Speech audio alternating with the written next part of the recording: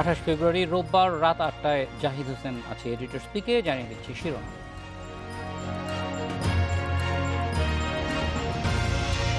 উন্নয়নশীল দেশের স্বীকৃতি ধরে রাখতে দক্ষ মানব সম্পদ গড়ার তাগিদ প্রধানমন্ত্রী।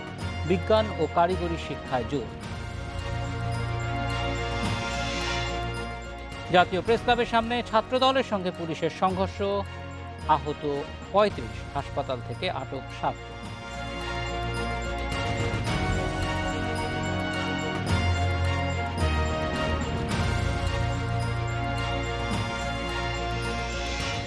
ডিজিটাল নিরাপত্তা আইনের অপপ্রয়োগ রোধে সচেষ্ট সরকার। কারাগারে লেখক মোশতাকের মৃত্যু দুঃখজনক, মন্তব্য ওবায়দুল কাদের।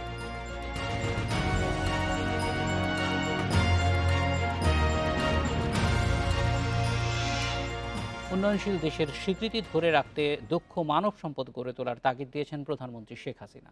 প্রধানমন্ত্রী শিক্ষা সহায়তা ট্রাস্টের আওতায় দরিদ্র ও মেধাবী শিক্ষার্থীদের মধ্যে উপবৃত্তি, টিউশন ফি, ভর্তি সহায়তা ও চিকিৎসা অনুদান বিতরণ কার্যক্রমের উদ্বোধন করে একথা বলেন তিনি। এ নিয়ে কথা বলতে আমাদের সঙ্গে যোগ দিচ্ছেন পরিকল্পনা কমিশনের সাধারণ অর্থনীতি বিভাগের সদস্য ডক্টর শামসুল আলম। স্বাগত ডক্টর শামসুল আলম। আমরা জানি যে ইতিমধ্যেই বাংলাদেশ উন্নয়নশীল দেশ হিসেবে অন্তর্ভুক্ত হওয়ার জন্য জাতিসংঘ থেকে অনুমোদন পেয়েছে। এটি নিয়ে দুই রকমের কথাই আছে যে এই উন্নয়নশীল দেশ হওয়ার ফলে আমরা কি কি সুবিধা পাব এবং নতুন কি ধরনের চ্যালেঞ্জের মুখোমুখি হব। আমরা একটু জানতে চাই যে বাংলাদেশকে এইটার জন্য প্রস্তুত করবার জন্য সামনের দিকে কি কি পদক্ষেপ নেওয়া হবে এবং এই 5 বছরের যে প্রস্তুতিকালীন সময় সেটার জন্য বাড়তি কোনো ব্যবস্থা নেওয়া হচ্ছে কিনা। ধন্যবাদ আপনাকে।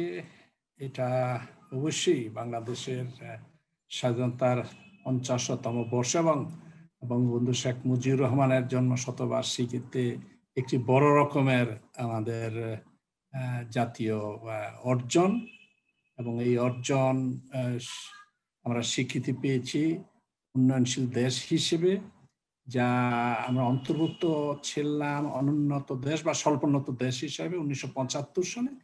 তারপর গত 2018 সন আপনি জানেন প্রাথমিকভাবে 3টি শর্ত পূরণ করেই আমরা উন্নয়নশীল দেশ হবার যোগ্যতা অর্জন করি, এবং দ্বিতীয় ত্রিবার্ষিক মূল্যায়নে আপনি যেটা বললেন গত শুক্রবার রাত্রে সেটি আবার পুনর্ঘোষণা করা হয় যে আমরা যোগ্য।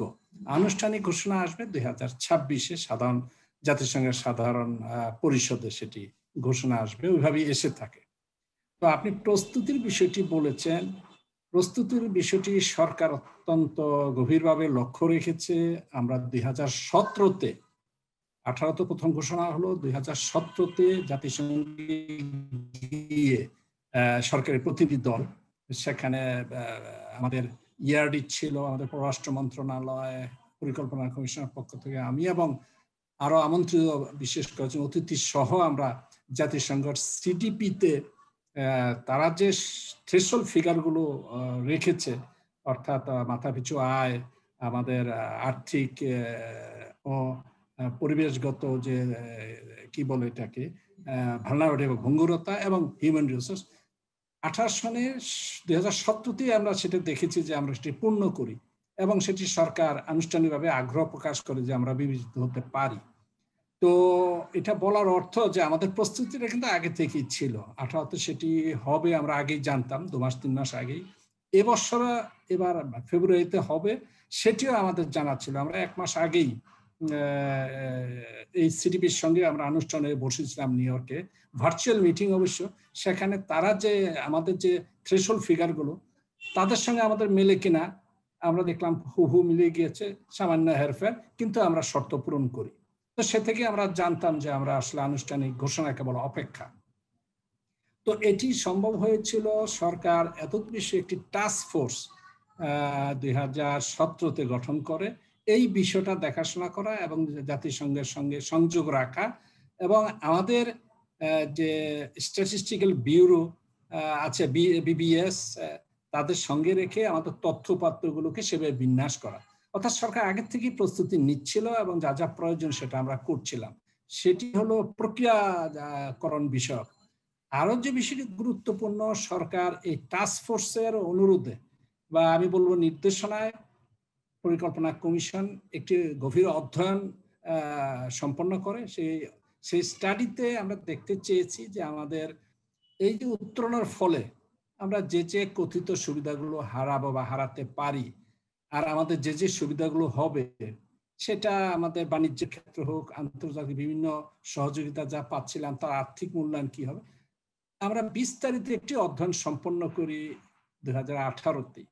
তো সেখানে আমরা দেখতে পেয়েছি বাণিজ্যে যদিও আমাদের কিছু মোকাবেলা করতে হতে পারে প্রতিকূলতা, সেটা অর্থ প্রতিকূলতা বলতে এটা বোঝাচ্ছি যে নতুন করে যখন কোটা ফ্রি, ডিউটি ফ্রি উঠে যাবে, আমাদের নতুন করে ট্যারিফ আরোপ করা যদি হয় আমাদের পণ্যের উপরে, তাতে কতটা আমাদের বাণিজ্য কমতে পারে তার মোটা দাগ একটি হিসেব, সেটাও নির্ভর করে স্থিতিস্থাপকতার উপরে বিদেশের চাহিদা।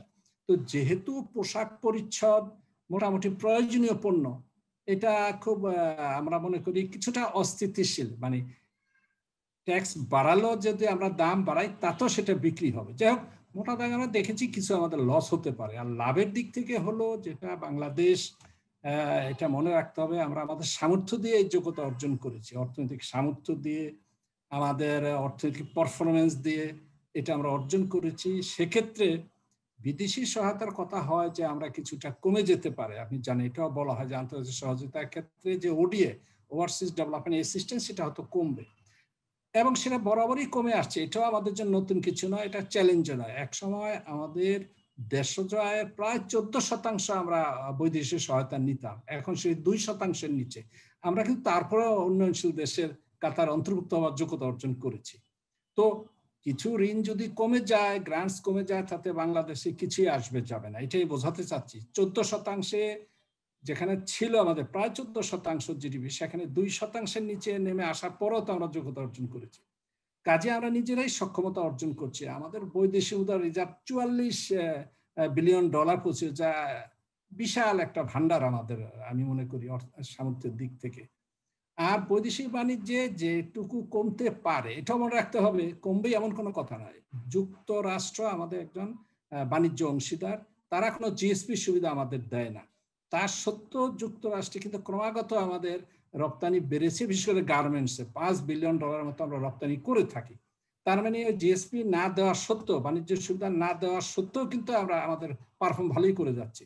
কাজে অন্যান্য দেশ, বিশেষ করে ইউরোপীয় ইউনিয়ন একটা বড় আমাদের বাণিজ্য পার্টনার, তারা এটি অব্যাহত রাখবে আগামী 2029 পর্যন্ত, মনে রাখতে হবে। অন্যান্য দেশও সেটা প্রায় অব্যাহত থাকবে। 2033 পর্যন্ত যে আমরা সুবিধা পাচ্ছিলাম ফার্মাসিউটিক্যালস এর মেধা সত্ত্বে, সেটা অব্যাহত থাকতে হবে। যেটা আমি বলতে চাচ্ছি, আপনি চ্যালেঞ্জ শব্দটি ব্যবহার করেছেন। ডক্টর শামসুল আলম, আমরা দেখছি যে সেটি যে সুবিধা অসুবিধা দুইটাই আছে, কিন্তু যেই অসুবিধাগুলি পড়তে পারি আমরা, বিশেষ করে বাণিজ্য সুবিধা যেগুলি পেতাম, সেগুলি আমাদেরকে অবশ্যই মেধা দিয়ে এবং আমাদের বাণিজ্য সক্ষমতা বাড়ানোর মধ্য দিয়ে এগিয়ে যেতে হবে। নিশ্চয়ই সেগুলির জন্য ব্যাপক ব্যবস্থা নেওয়া হবে। আমরা একটা বিরতির পর এসে আপনার কাছ থেকে জানবো যে সেই ব্যবস্থাগুলি সরকার কী নিচ্ছে এবং বিশেষ করে বেসরকারি খাতকে আরও শক্তিশালী করবার জন্য কী ধরনের পদক্ষেপ নেওয়া হচ্ছে।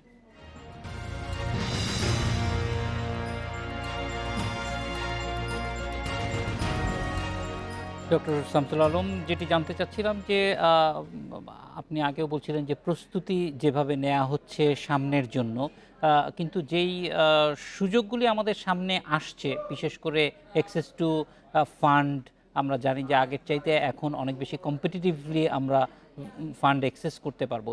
সেই বিষয়গুলি কিভাবে আমরা এই সুযোগগুলি নেব এবং বিশেষ করে প্রাইভেট সেক্টর যেন আরও বেশি কম্পিটিটিভ হয়, সেই জন্য কী ধরনের সহায়তা দেওয়া হবে, নীতি সহায়তা?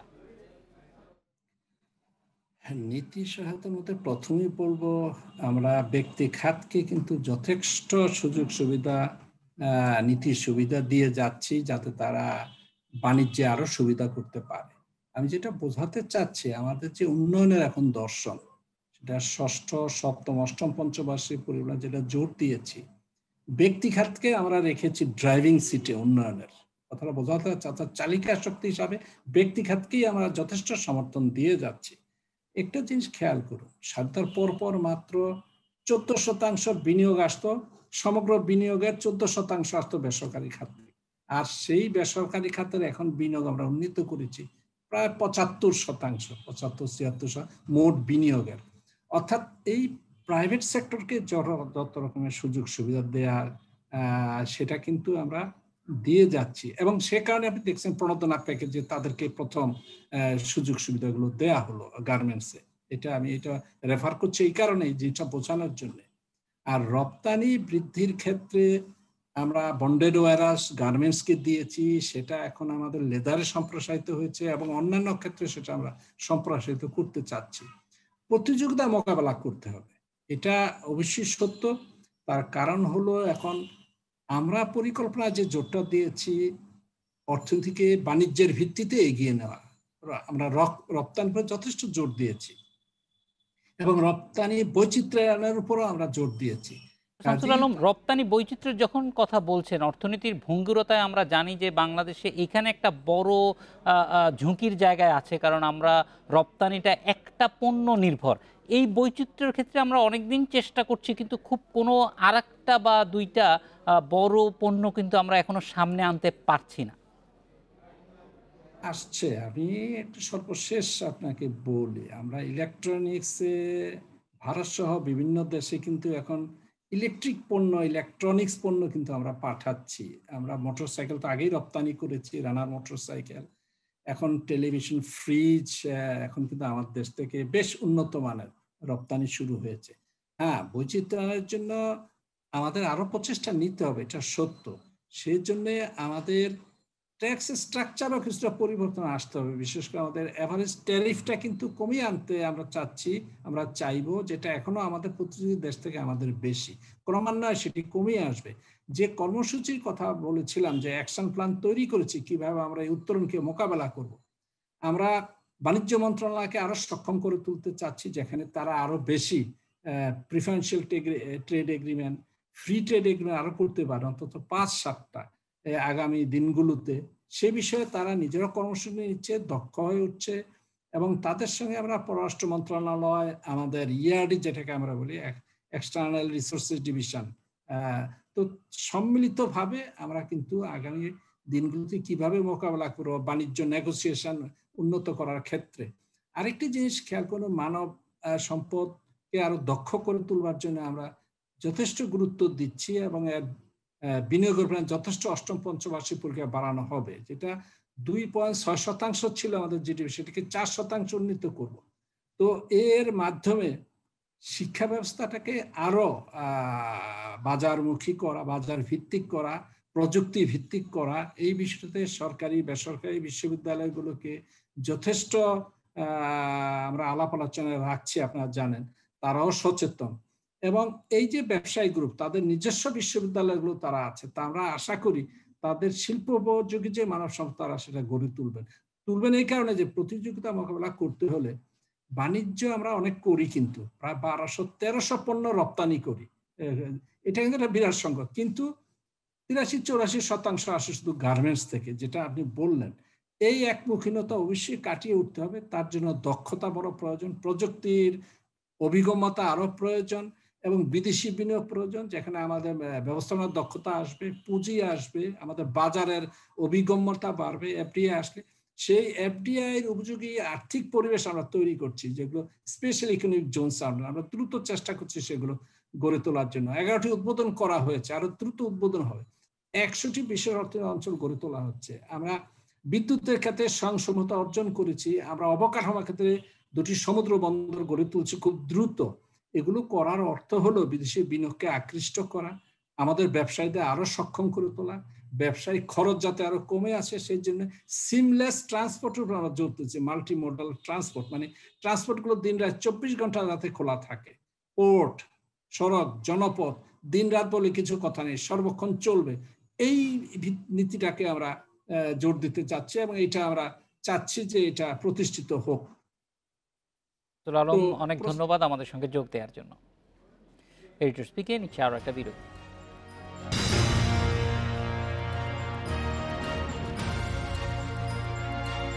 পুলিশ ছাত্রদল সংঘর্ষের রণক্ষেত্রে পরিণত হয় জাতীয় প্রেস ক্লাব এলাকা। সংঘর্ষে 5 পুলিশ সদস্য সহ অন্তত 35 জন আহত হন। আহতদের ঢাকা মেডিকেল কলেজ হাসপাতালে ভর্তি করা হয়। পরে সেখান থেকে ছাত্রদলের 7 নেতাকর্মীকে আটক করে পুলিশ। এ নিয়ে কথা বলতে গুলশান থেকে আমাদের সঙ্গে যোগ দিচ্ছেন সাবেক অতিরিক্ত আইজিপি মুখলেসুর রহমান। স্বাগত মুখলেসুর রহমান। আমরা সাম্প্রতিক সময়ে বেশ কিছু এরকম ঘটনা দেখতে পেলাম যেখানে পুলিশের সঙ্গে রাজনৈতিক দলের কর্মী সমর্থকদের সংঘর্ষ হচ্ছে। আজকের এই সংঘর্ষটি এড়ানোর সুযোগ ছিল কিনা? দেখুন, আপনি সাম্প্রতিক এরকম ঘটনা গোচরীভূত হয়েছে বলছেন। আমি তো বলবো যে এইটা আমাদের নিত্য নৈমিত্তিক দেখা। এটা আমরা একেবারে বহু বহু বহু বছর আগে থেকেই দেখে আসছি, যুগের পর যুগ থেকেই দেখে আসছি যে পুলিশের সাথে যারা রাস্তায় এসে এজিটেশন করতে চায়, কোনো বিক্ষোভ করতে চায়, কোনো রকমের সমাগম করতে চায়, তাদের সাথে এক ধরনের বাকবিতণ্ডা, এক ধরনের লাঠিচার্জ, টিয়ার গ্যাস, এগুলো কিন্তু আমরা দেখে আসছি বহু বছর ধরে। এটা কোনো নতুন নতুন কোনো বিষয় নয়। তো এগুলো এড়ানো যেত কি যেত না, এখন এড়ানো যেত কি যেত না সেটা নির্ভর করে যারা ওখানে ছিলেন দায়িত্বে, তারা সেটাকে কিভাবে হ্যান্ডেল করবেন। তারা যদি খুব একেবারে টাইট ফিট আইনের ধারার মতো করে যদি সেটা নিয়ন্ত্রণ করতে চান তাহলে এক ধরনের হবে। আরেক ধরনের হবে যে একটু দেখলাম একটু দেখলাম না, একটু সামনে গেলাম একটু পিছনে আসলাম। এই পুলিশের নিজেদের উদ্যোগ থেকেও অনেক সময় এগুলোকে কখনো কখনো এড়ানো যায়, কখনো কখনো এগুলোকে বাইপাস করে একটি শান্তিপূর্ণ অবস্থা রাখা যায়। কিন্তু যদি দেখা যায় যে পুলিশের উপর এসে কোনো আক্রমণাত্মক কোনো কিছু এসে যাচ্ছে এবং সেটা যখন আইন ভঙ্গের পর্যায়ে গিয়ে পড়বে, যখন বল প্রয়োগ করা ছাড়া আর দ্বিতীয় কোনো পথ থাকবে না, তখন কিন্তু পুলিশের আর কোনো কিছু করার থাকে না। এই সমস্ত ক্ষেত্রে বাইরে থেকে হয়তো বলা যায় যে পুলিশের হয়তো বাড়াবাড়ি করেছে, পুলিশের না করতেও পারতো, পুলিশ কেন এই সমস্ত কিছু করে। কিন্তু বাস্তবতার ক্ষেত্রে গিয়ে ফিল্ডে থাকলে তখন যে দলই হোক না কেন, পুলিশকে নিজেদের আত্মরক্ষার খাতিরেই হোক বা আইন শৃঙ্খলা রক্ষার খাতিরেই হোক, তাদেরকে এক ধরনের অ্যাকশনে যেতে হয় এবং তখনই একটা সিন ক্রিয়েট হয়, তখনই একটি মিডিয়ার উপাদান হয়, তখনই এটা দৃশ্যমান কোনো কিছু হয় এবং আলোচনার বিষয়বস্তু হয়ে দাঁড়ায়। মুখলেসুর রহমান, আমরা ঘটনার ধারাবাহিকতাগুলি যদি দেখি তাহলে আজকের ঘটনায় আমরা দেখছি এখনো পর্যন্ত যতটুকু তথ্য যে পুলিশ এখানে এই সমাবেশটি করতে দিতে চায়নি, কারণ এটা তারা বলছেন যে অনুমতি ছিল না। তো অনুমতি ছাড়া সমাবেশ করার ক্ষেত্রে আমাদের আইনি কি ধরনের ব্যবস্থা আছে যে মানুষ, কারণ সমাবেশ করাটা তো সাংবিধানিক অধিকার মানুষের। না, শান্তিপূর্ণভাবে সমাবেশ করতেই পারবে, এটা নিয়ে কোনো বাধা নেই। কিন্তু আপনি কোথায় সমাবেশটি করবেন তার একটি পূর্ব প্রস্তুতির জন্য আগে থেকে এক ধরনের পুলিশের কাছ থেকে, আমি ঠিক অনুমোদন বলবো না, পুলিশকে এটা জানিয়ে রাখা যে আমরা এই জায়গাটাতে সমাবেশ করতে চাচ্ছি। কারণ সেখানে প্রতিবন্ধকতা তৈরি হতে পারে, সেখানে অন্য মানুষের বিরাগ ভাজন হতে পারে, সেখানে যারা সমাবেশটি করছেন তাদের প্রতিপক্ষ তাদের উপর চড়াও হতে পারে। বিভিন্ন বিষয়গুলো এখানে এসে জড়ো হওয়ার কারণে পুলিশকে সেটা আগের থেকেই জানতে হয়। কারণ পুলিশকে যদি না জানানো হয় তাহলে তারা অন্ধকারে থাকে এবং কোনো একটা ঘটনা ঘটে যাওয়ার পর, অথবা পুলিশ যেহেতু জানে না, তারা বলছে যে আমাদের কাছ থেকে কোনো অনুমোদন নেই, ফলে তারাও একটা সুযোগ পেয়ে যায় যে এই সমস্ত সমাবেশগুলোকে ছত্রভঙ্গ করার।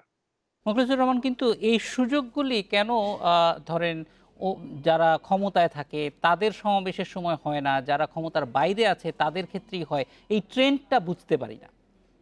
এটা এটা আপনি একটা খুবই প্রাসঙ্গিক বিষয় উঠিয়েছেন, খুবই ইন্টারেস্টিং বিষয়, যে এটা শুধুমাত্র যারা প্রতিপক্ষ থাকেন, ক্ষমতার বাইরে যারা থাকেন, তাদের উপরে সেটা প্রয়োগ হয়ে থাকে। আমি একটি উদাহরণ দিয়ে বলতে চাই যে আমাদের পাশের দেশ, প্রতিবেশী দেশ মিয়ানমারে দেখুন, গণতন্ত্র হত্যা করে ফের নির্বাচন দিয়ে গণতন্ত্র প্রতিষ্ঠা করবেন কারা? যারা এটার সাথে সংশ্লিষ্ট হয়েছেন তাদের সাথে কিন্তু পুলিশ সংশ্লিষ্ট নয়। কিন্তু ওই মায়ানমারে যা কিছু অপকর্ম আছে, মানুষের উপর যত রকমের নির্যাতন যা কিছু আছে, সবকিছু কিন্তু পুলিশকে দিয়ে করতে হচ্ছে, একটা আইনের কাভার দিয়ে পুলিশকে দিয়ে এই সমস্ত কাজগুলো করাতে হচ্ছে।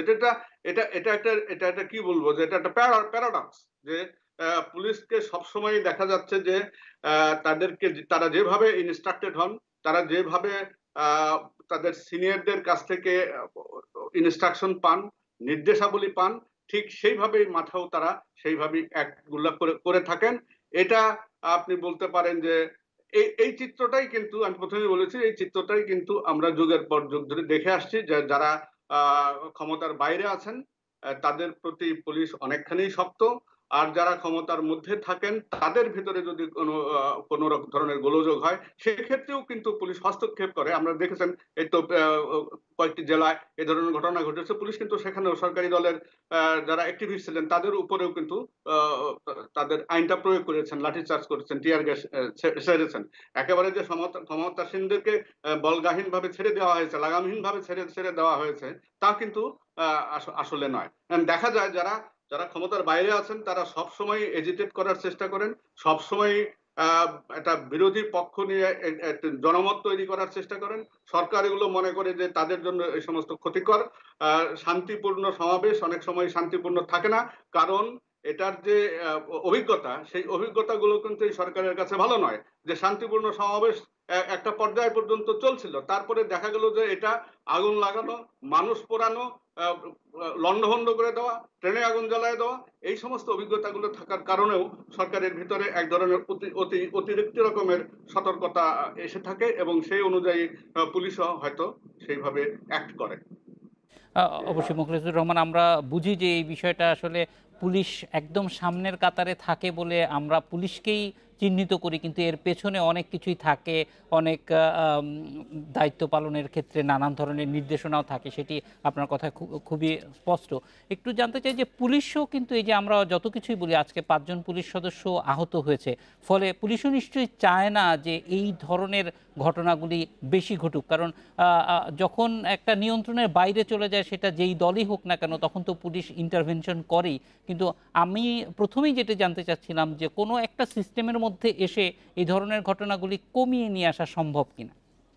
কমিয়ে নিয়ে আসা সুন্দর। আমাদের রাজনীতিতে যদি কনফ্রন্টেশনটা যদি কমে আসতো, যদি রাস্তায় এজিটেশনটা বাদ দিয়ে ভোটের এজিটেশনের দিকে যাওয়া যেত, তাহলে হয়তো এটা একটা সুরাহা হতো। এটা লম্বা প্রসেস। এই যে প্রসঙ্গ অবতারণা করলেন সেই প্রসঙ্গের একটা দীর্ঘ ইতিহাস আছে। এটা এখনই এক দুই সেকেন্ডের মুখলেসুর মধ্যে। রহমান, আমারও সময় শেষ হয়ে গেছে, অন্য আরেকদিন অবশ্যই এই বিষয়ে আলোচনা হবে। আপনাকে অনেক ধন্যবাদ আমাদের সঙ্গে যোগ দেওয়ার জন্য। এডিটর স্পিকে নিচ্ছি আরও একটা বিরতি।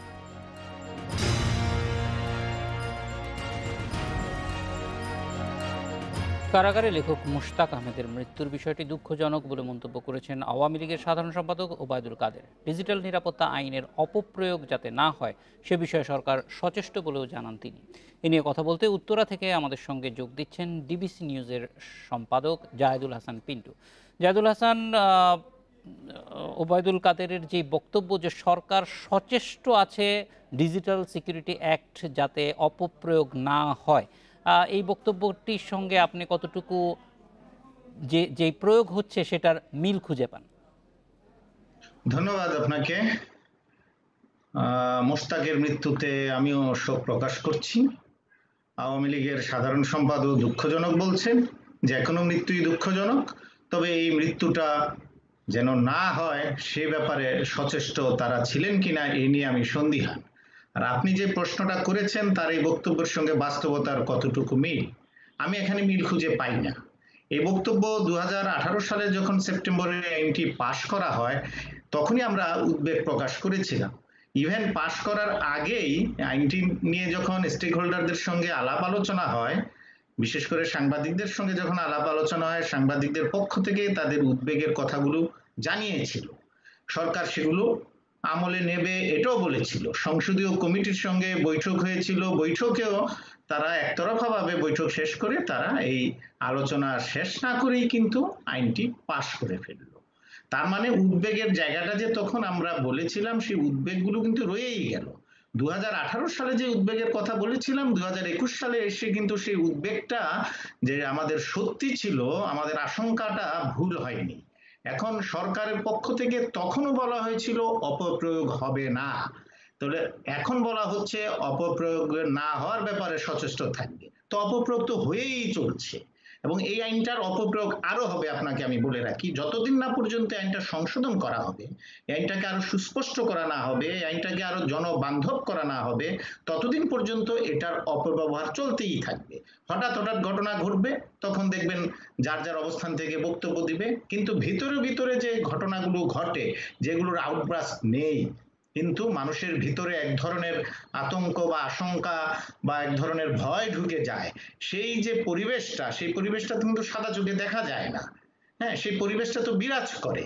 কিন্তু আবার দেখেন, এই যাদের জন্য আইনটা করা হয়েছিল, মানে অপরাধীদের ধরার জন্য, তো সাইবার জগতে প্রকৃত অপরাধী যারা, তাদের ব্যাপারে এই আইনটার কিন্তু প্রয়োগ হয় না। আইনটার প্রয়োগ হয় যারা শিক্ষিত, ভদ্র এবং সমালোচনাটা করেন, তাদের বিরুদ্ধেই দেখা যায়। কিন্তু ওই অনলাইনে বা ওয়েবসাইটগুলোতে দেখবেন নানান রকম প্রপাগান্ডা সরকারের বিরুদ্ধে না, রাষ্ট্রের বিরুদ্ধেও হচ্ছে, সেখানে সরকার নীরব হয়, পারে না, অথবা ইগনোর করে। আমরা দেখি মোশতাকের মতো লোককে অ্যারেস্ট করে 9 মাস জেলখানায় থাকে। তা আপনি বলেন তো। জাহিদুল হাসান, এই ক্ষেত্রে কিছু কিছু অবজারভেশন এরকম পাওয়া যায় যে, ধরেন মোশতাকের কথাই যদি আমরা বলি, তাহলে অন্য কেউ ব্যক্তিগত স্বার্থচরিতার্থের জন্য তাকে কারাগারে আটক বা দীর্ঘায়িত করার বিষয় থাকতে পারে, এই অভিযোগগুলিও আসছে। অর্থাৎ এটার অপব্যবহারটা মানুষ ব্যক্তিগত স্বার্থেও করছে কিনা। করছে তো। আপনার এখানে একজন সাব ইন্সপেক্টরকে ক্ষমতা দিয়ে দিয়েছেন ওসি, তো ওই সাব ইন্সপেক্টরকে যদি প্রভাবিত করতে পারেন, সে যে কাউকে আপনার এই মামলায় ফাঁসিয়ে দিতে পারে। কারণ এখানে তো আইনগুলো সুস্পষ্ট না। আপনি যদি ধরেন এই আইনের 25 ধারা, 28 ধারা, 29 ধারা এবং 31 ধারা, যে ধারাগুলোতে আপনার রাষ্ট্রের ভাবমূর্তি ক্ষুণ্ণ, আচ্ছা রাষ্ট্রের ভাবমূর্তিটা কি, এটা কি আপনি সুস্পষ্টভাবে বলতে পারবেন? ওর ধর্মীয় অনুভূতিতে আঘাত। কয়েকদিন আগে যে এক ব্যক্তি এই এমন একটা কথা লিখেছেন, যে কথার হয়তো আপনার একটা সাদামাটা কথা, আপনি মনে করলেন যে আপনার অনুভূতিতে আঘাত লেগেছে, ধরে নিয়ে আসেন মানহানি, এটা তো আপনার প্রচলিত আইনেই বিচার করা সম্ভব। আপনি ধরে নিলেন আইন শৃঙ্খলার অবনতি ঘটাতে পারে, আপনার ভিত্তি লাগবে তো। আপনি ধরে নেওয়ার আগে তো আপনার ভিত্তি লাগবে, যে আপনি মনে করছেন, আপনি মনে করার ভিত্তিটা কি। দেখবেন এই যে সিআরপিসির যে 54 ধারা, একটা ঢালাও ভাবে আগে অ্যারেস্ট করা হতো সন্দেহজনক, সন্দেহেরও তো ভিত্তি থাকবে। আপনি একজন রাস্তা দিয়ে হেঁটে গেলেন, আপনি সন্দেহ করছেন যে উনি খুন করতে পারেন, এটা তো হতে পারে না। উনি খুন করতে পারেন, তার অতীত রেকর্ড কি বলে, ওনার চলাফেরা কি বলছে, এগুলো তো, এই ভিত্তিগুলো আপনি ওই অফিসারকে আপনি একতরফাভাবে দিয়ে দিয়েছেন, তার মতো করে সেটা করবে। তো এই জায়গাটা এই ধারাগুলোকে ব্যবহার করছে। আবার ধরেন আমার মধ্যে যদি ভয়, আপনি যে বলছেন যে আমরা যেটা বলি যে 32 ধারা, 32 ধারা কি, সরকারের গোপনীয়তা ভঙ্গ করা। আচ্ছা, একটা সরকার, যে দলই রাজনৈতিক সরকার আপনি ধরেন, এটা তো সামরিক সরকার না, হ্যাঁ, এটা জঙ্গলি সংঘাত বা জঙ্গি সরকার না, একটি গণতান্ত্রিক সরকার। একটা গণতান্ত্রিক সরকার যদি জনগণের ভোটে নির্বাচিত যে কোনো সরকার, জনগণের কাছে তো তার সে সব তথ্য উন্মুক্ত করবে, এটাই তো স্বাভাবিক। তো আপনি সরকারের গোপনীয়তা ভঙ্গ, সরকারের গোপনীয়তা ভঙ্গ কখন হয়? সরকার যখন স্বেচ্ছায় কোনো জিনিস চেপে রাখতে চায়, জনগণকে জানাতে চায় না। তা আমি, আপনি সাংবাদিক, আমার আপনার কাজই তো হলো সেই তথ্যগুলি জোগাড় করে জনগণের কাছে দেয়া। তা আমি সরকারি গোপনীয়তা ভঙ্গ করলাম, আমার 14 বছরের জেল হবে। এই যে একটা ভয় ঢুকিয়ে দেওয়া। তারপরে আমি আবার যদি ধরেন এই যে এই আইনেরই 43 ধারা, ওখানে যে ক্ষমতাটা দেওয়া হয়েছে, এই সাব ইন্সপেক্টর গিয়ে আপনার অফিসে আপনাকে বলবেন আপনার ইন্ডিপেন্ডেন্ট টেলিভিশন বন্ধ করে দিচ্ছি না, আবার আপনার পত্রিকা, ইন্ডিপেন্ডেন্ট পত্রিকা বন্ধ করে দিচ্ছি না, আপনার ইন্ডিপেন্ডেন্ট টেলিভিশনের ওই সার্ভারটা সরকার, ওই পুলিশ অফিসার সিজ করে নিয়ে আসবে। কারণ ওখানে কি আছে আমাকে দেখতে হবে, সন্দেহজনক কিছু আছে কিনা, তাহলে তো আপনার টেলিভিশন এমনি বন্ধ হয়ে যায়। এই যে সুযোগগুলো ওখানে দেওয়া হয়েছে, এগুলো সুস্পষ্ট ব্যাখ্যা দেওয়া হয়নি। আর যে ইস্যুটা নিয়ে আপনি বলছেন মোশতাকের, আমার বক্তব্য এখানে, আপনি যদি আমাকে গালি দেন, মুখে গালি দিলেন, বা আমি আপনার বিরুদ্ধে লিখলাম, এটার জন্য মাসের পর মাস, বছরের বছর কাউকে জেল দিতে পারেন না। এটাকে আমি বলি জঙ্গলি আইন। আপনি কাউন্টার দিবেন, দণ্ড দেন, আপনি যদি অপরাধ করেন, মানে কাউকে গালি দেন। পিন্টু, অনেক ধন্যবাদ আমাদের সঙ্গে যোগ দেওয়ার জন্য। এই ছিল এডিটর স্পিকে, ইন্ডিপেন্ডেন্ট টেলিভিশনের সব খবর বিস্তারিত জানতে চোখ রাখুন ফেসবুক, ইউটিউব, টুইটার।